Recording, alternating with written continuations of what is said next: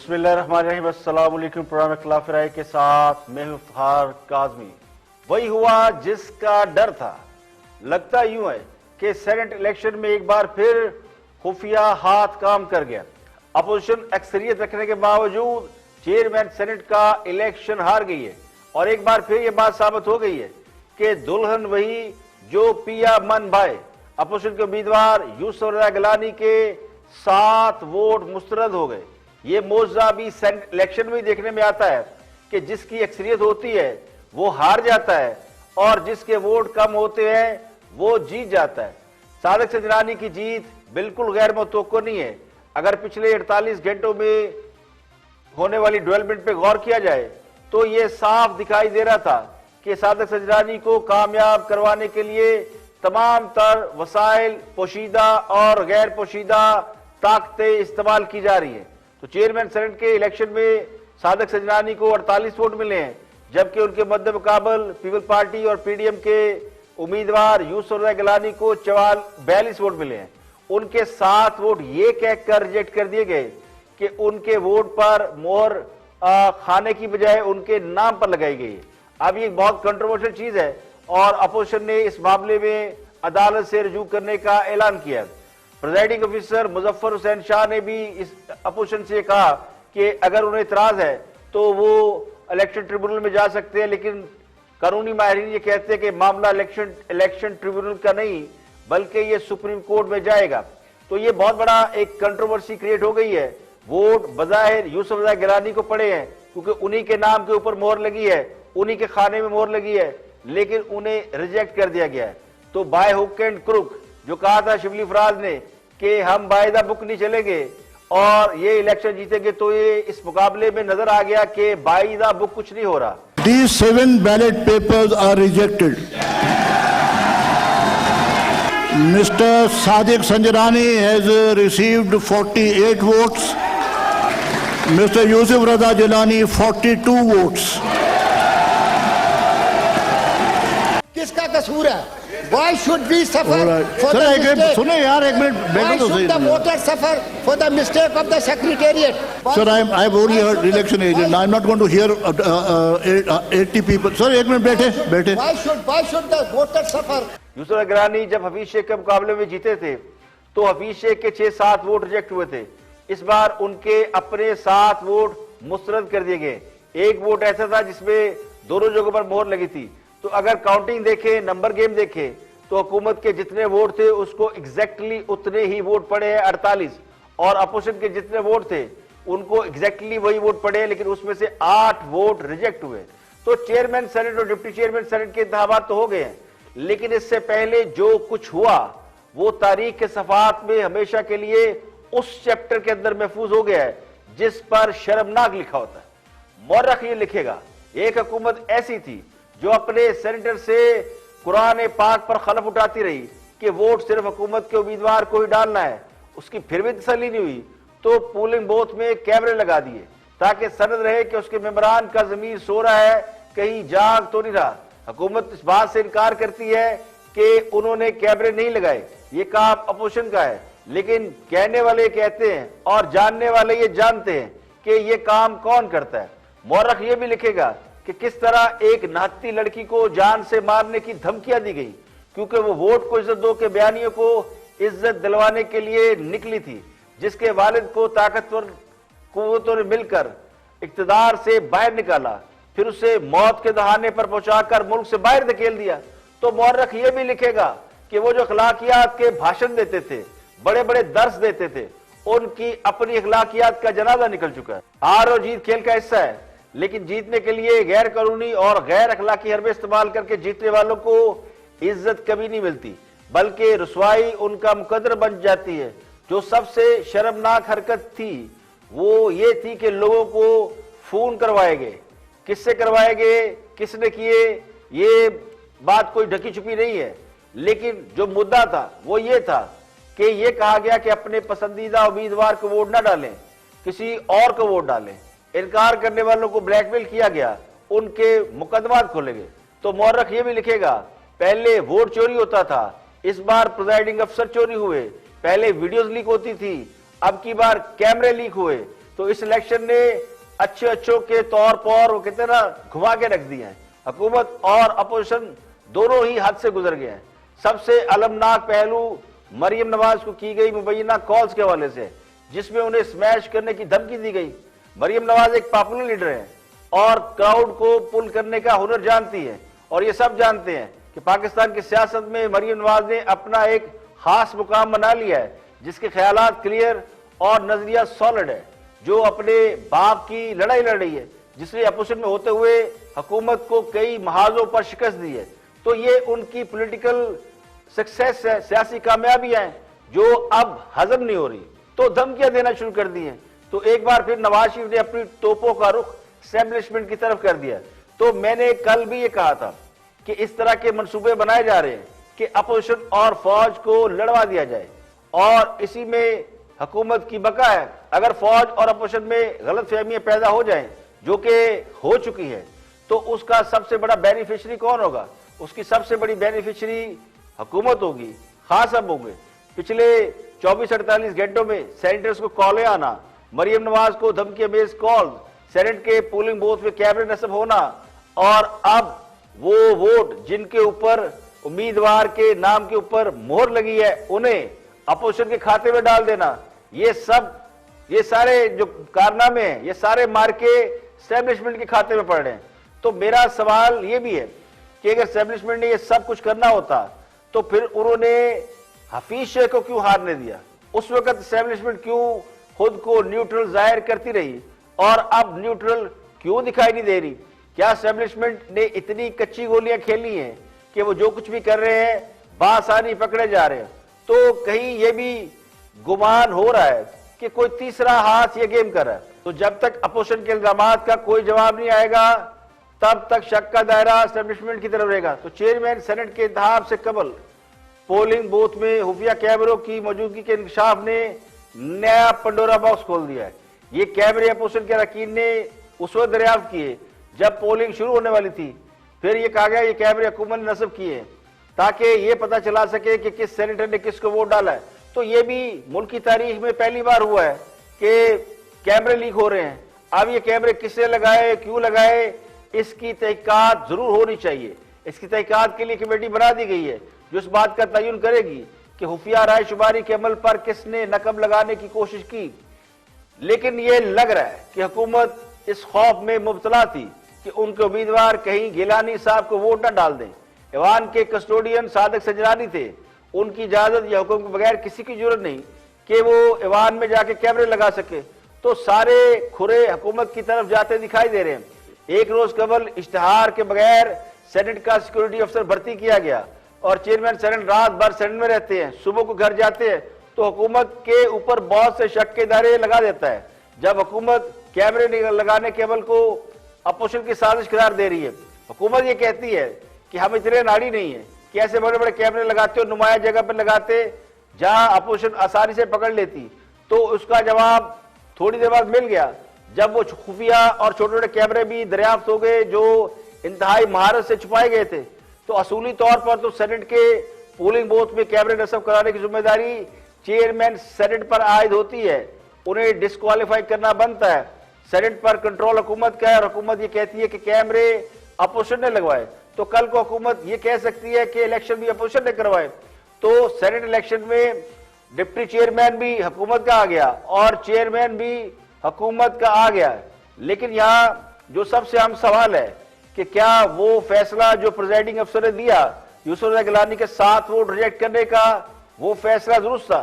तो कानूनी माहरीन इस फैसले को कतन दुरुस्त करार नहीं दे रहे।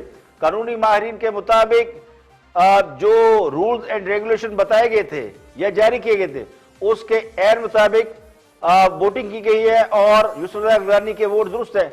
अब इसका फैसला कहां होना है? इसका फैसला होना है सुप्रीम कोर्ट।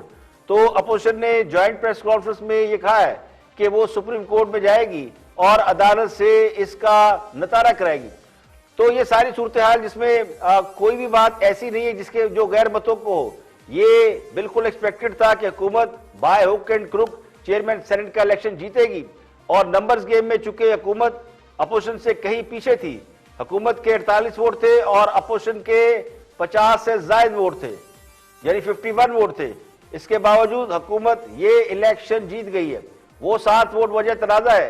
इनको प्रिजाइडिंग अफसर मुजफ्फर हुसैन शाह जो पुराने पार्लियामेंटेरियन है और उनका मुस्लिम लीग फे से बड़ा ताल्लुक रहा है, और मुस्लिम लीग फे यानी पगाड़ा ग्रुप, फंक्शनल ग्रुप आजकल हुकूमत का अलाई भी है।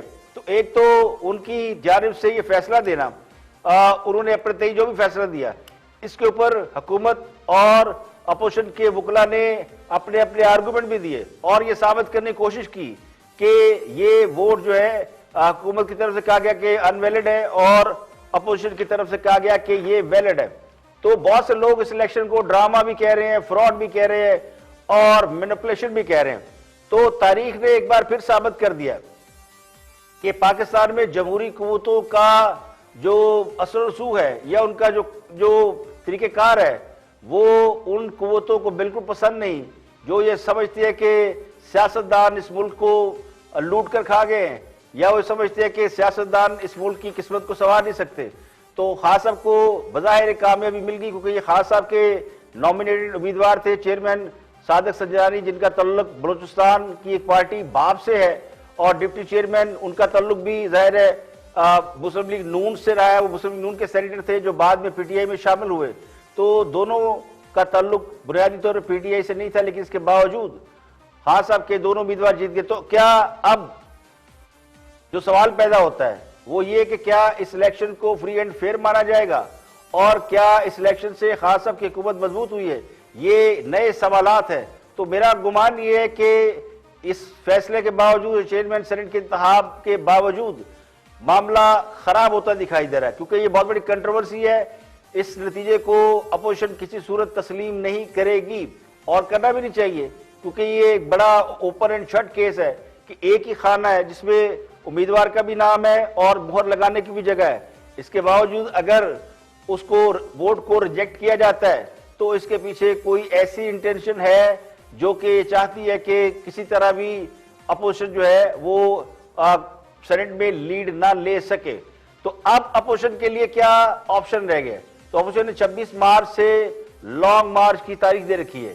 उससे पहले एक बाई इलेक्शन होंगे डस्का के, और उसमें भी एक तरफ अपोजिशन होगी और दूसरी तरफ हुकूमत होगी। तो अभी और भी इम्तिहान है इश्क के, अभी और भी बहुत सी चीजें हैं जिसमें हुकूमत और अपोजिशन को आमने सामने होना है। कल खान साहब ने ऐलान किया था कि वो बाई इलेक्शन की तरफ, नए इलेक्शन की तरफ जा सकते हैं।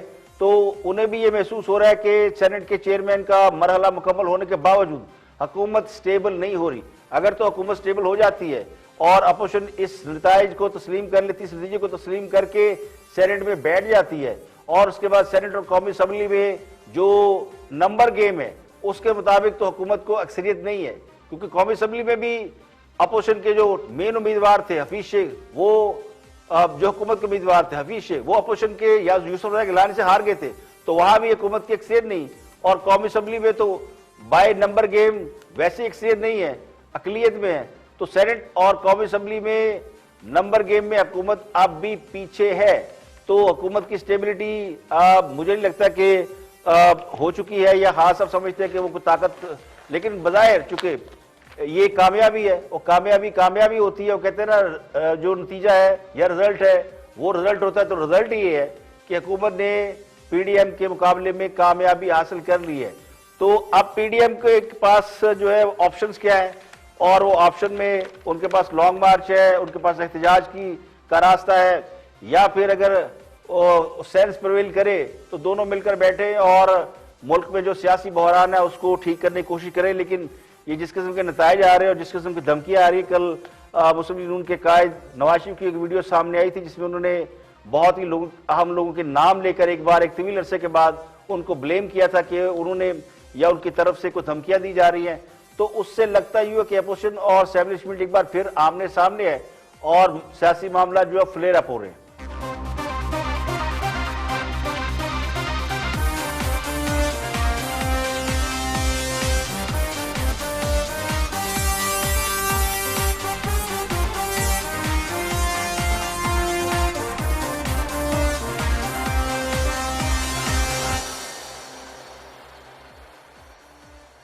और चेयरमैन सेनेट को 48 वोट पड़े हैं, तो डिप्टी चेयरमैन के लिए मिर्जा अफरीदी को 54 वोट मिले हैं। अब्दुल गफूर हैदरी को 44 वोट मिले हैं। तो ये जो वोटों का डिफरेंस आया है, इसने भी साबित कर दिया है कि अपोजिशन के बहुत से अरकान ने हुकूमत के हक में वोट डाले, यानी पीडीएम के वोट डिप्टी चेयरमैन की सीट के लिए अपोजिशन के उम्मीदवार को पड़े हैं। तो इसी से लगता है कि वो जो यूसुफ गिलानी के नाम पे मोहरें लगाई गई वो भी अनइंटेंशनल नहीं थी, बल्कि वो भी दानस्ता लगाई गई थी। किसी ने उन्हें समझाया होगा कि आप नाम के ऊपर वो वोट लगा दें तो वोट जाया हो जाएगा। तो यूसुफ गिलानी के इलेक्शन के दौरान जो वोट जाया किए गए हैं उसमें भी लगता यूं है कि वो इंटेंशनली उसको जाया करने के मकसद से ही मोहरें लगाई गई थी, और ये बात कहीं ना कहीं प्लान थी, कोई मनसूबा था कि आप इस नाम के ऊपर मोहर लगाएंगे और उसको प्रिजाइडिंग ऑफिसर जो है वो रिजेक्ट कर देंगे। हो सकता है, मैं हाइपोथेटिकली बात करता हूं, मेरी कोई इन्फॉर्मेशन नहीं है, लेकिन लग यूं रहा है डिप्टी चेयरमैन के लिए 54 वोट पड़ जाना मिर्जा अफरीदी को, ये खासी अचंभे की बात है, क्योंकि हुकूमत के अपने वोट जो है वो बहुत ही कम थे 48, और उनको तकरीबन 6 वोट ज्यादा पड़े हैं। तो ये वो 6 वोट हो सकते हैं जिन 6 ने यूसुफ गिलानी के को वोट डालते हुए वोट जाया किया, और फिर ये वोट जब मिर्जा अफरीदी को डाले तो वो राइटली डाल दिए। तो हुकूमत के वोटों का ज्यादा हो जाना ये जाहिर करता है कि ये मामला जो है बिल्कुल आसान और सीधा नहीं है, सिर्फ वोटों की रिजेक्शन का मामला नहीं है, कोई अनाड़ीपन नहीं है, बल्कि ये सारा सब कुछ जो है वो एक तयशुदा तरीकेकार, तयशुदा मनसूबे के तहत हुआ है। तो बड़ी प्लानिंग से और बड़ी महारत से जो सेनेट का इलेक्शन है वो हुकूमत ने या फिर उनके हमदर्दों ने या उनके भाई खाओं ने, ये उन सब का काम है। तो बहुत से लोग जो कि ये कह रहे थे कि एस्टेब्लिशमेंट न्यूट्रल है, मुझ समेत मैं भी समझता हूँ कि एस्टेब्लिशमेंट न्यूट्रल है, लेकिन ये जो रिजल्ट आ रहे हैं ये मेरे भी तज़किये की नफी करते हैं। तलाल चौधरी ने भी एक ट्वीट किया बिलावल भुट्टो को टैग करके, उन्होंने कहा कि अब आपको मजा आया न्यूट्रल होने का। तो अब मुझे लगता है कि पीपल्स पार्टी भी जो समझ रही थी कि बल्कि गिलानी साहब ने कल कहा था कि एस्टेब्लिशमेंट बिल्कुल न्यूट्रल है और उनके जो वोट है उनको पड़ेंगे, लेकिन पीडीएम के अंदर से वोट गिलानी साहब के रिजेक्ट भी हुए हैं और मुखालफीन को पड़े हैं।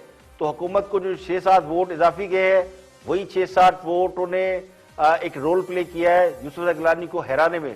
तो मैं ये कह सकता हूँ कि पीडीएम के अंदर 6-7 लोग ऐसे हैं जिन्होंने ये डिसाइसिव खेल खेला है। कल मैंने 4 का फिगर दिया था कि 4 सेनेटर ऐसे हैं जो कि हुकूमत क्लेम कर रही थी कि उनके साथ उनकी कोई बातचीत हो गई है या मामला सेटल हो गया है। तो अब उनकी तादाद नंबर गेम में देखें तो ज्यादा निकली है, यानी ज्यादा लोग जो है वो हुकूमत के हक में गए। अब ये मैं नहीं कहता कि कोई यहाँ कोई पैसा चला है या यहाँ कुछ और हुआ है, ये वही हुआ है जो 2018 में जब सदरानी साहब का इलेक्शन हुआ था, जब उनके खिलाफ तहरीके अदम एतमाद आई थी तो हुकूमत के मुखालफ 65 वोट थे और हुकूमत के कम वोट थे, तो उस वक्त भी सजरानी साहब जीत गए थे। 18-19 लोग तो वोट डालने नहीं आए थे। तो ये उसी किस्म का एक सेटअप है और उसी को खेला गया। तो मुझे लगता है कि ये वह तरीका रह गया था वोटों के रिजेक्शन का जिससे यूसुफ गिलानी को शिकस्त दी जा सकती थी, क्योंकि बाकी सारे हरबे इस्तेमाल करके देख ले, कॉलें करके देख ली, लोग नहीं बिके, और बहुत कुछ कर लिया, लोग नहीं दाएं बाएं हुए, लेकिन इस मामले में फिर कहीं ना कहीं कोई तरीकेकार या हरबा कामयाब हो गया। तो लुब्बे लुबाब ये जी कि कहानी अभी खत्म नहीं हुई बल्कि पार्टी अभी शुरू हुई है और हुकूमत के ने तो अपनी तरफ से इलेक्शन तो जीत लिया है, लेकिन अपोजिशन को वो मवाद दे दिया है जो उन्हें लॉन्ग मार्च के लिए चाहिए था। अगर अपोजिशन ये इलेक्शन जीत जाती तो फिर उनके पास जलसे जुलूसों का, एहतजाज का और लॉन्ग मार्च का शायद प्रोटेस्ट करने का कोई राइट ना रहता, कोई उनके पास जवाब ना रहता। लेकिन अब एक बाकायदा जवाब उनके हाथ आ गया है कि उनको सेनेट में अक्सरियत के बावजूद शिकस्त दी गई है। तो मुझे लगता है कि आने वाले दिनों में अपोजिशन इसको एक पॉलिटिकल हथियार के तौर पर जरूर इस्तेमाल करेगी। तो आज के लिए इतने, कल फिर हाजिर होंगे मजीद खबरों, तबसरों, तजियों के साथ। प्रोग्राम इख्तिलाफ राय से इफ्तार के आदमी को इजाजत दे। अपना बहुत बहुत ख्याल रखिए।